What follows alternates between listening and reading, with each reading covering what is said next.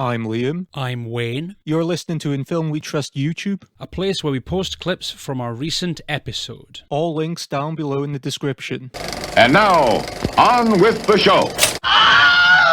Stuart Gordon was known for H.P. Lovecraft adaptations. After this, did he not make, is it From Beyond? From Beyond he made, and I think producer Brian Usna made Bride of ReAnimator. He did, yeah. And a few years later. Gordon also directed something called Dagon. I think that was another H.P. Lovecraft adaptation. Dagon, I'm not sure what that is. Stuart Gordon actually has an interesting pedigree because he comes from the Organic Theatre Company. Yeah, he does. And they'd make these really provocative stage plays. I was reading one, and there's literally this stage play where they would plan audience members, and in order to shake up the audience's apathy, they would attack these planted audience members, pretend to rape them, assault them.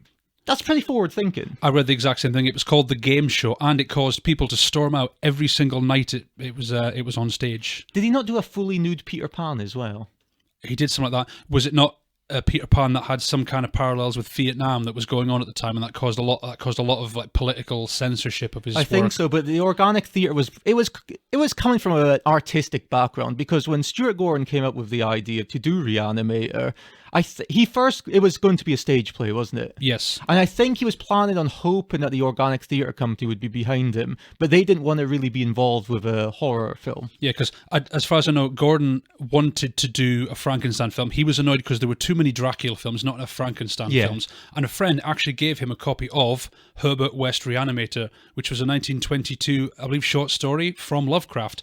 And yeah, and that's what inspired him to make this film. Well, Stuart Gordon actually, he seeked it out at the library. That's how he found out. A friend mentioned it to him, and Stuart Gordon, what he did was he went to the library. And you've got to remember, Lovecraft, for whatever reason, even in the 80s, was nowhere near as popular as he is now. No, I think in his day, Lovecraft had the same problem F. Scott Fitzgerald had, where it was only critical reevaluation decades later. That's the only reason people really know about him, because he barely made a living in his time. Same with Edgar Allan Poe, of course. Well, is it like a lot of these, because you would class like Lovecraft for his time a pulp writer? Yeah, well, because he published in a lot of pulp magazines. As far as I know, they were about the only ones that would take a lot of his material. And you had the same problem with a Raymond Chandler.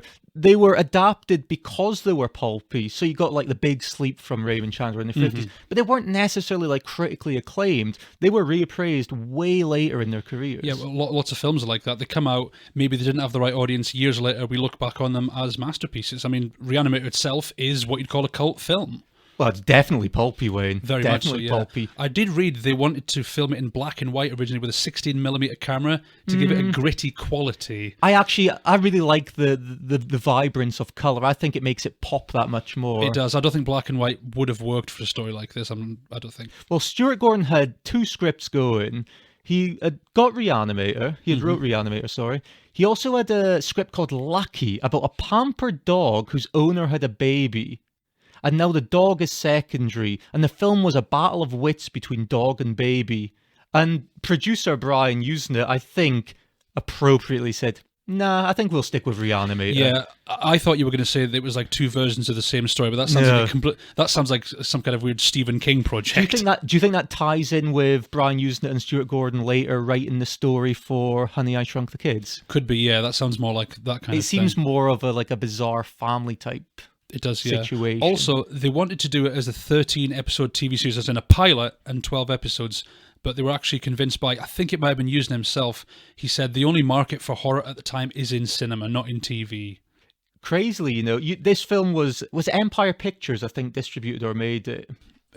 Distributed, I think. And the producer of, or the owner of, Empire Pictures was Albert Band. I've heard of him. Whose son, Charles Band, would actually be the producer of ReAnimator. And he didn't think there was any money in horror at all. So he was trying to convince them away from ReAnimator.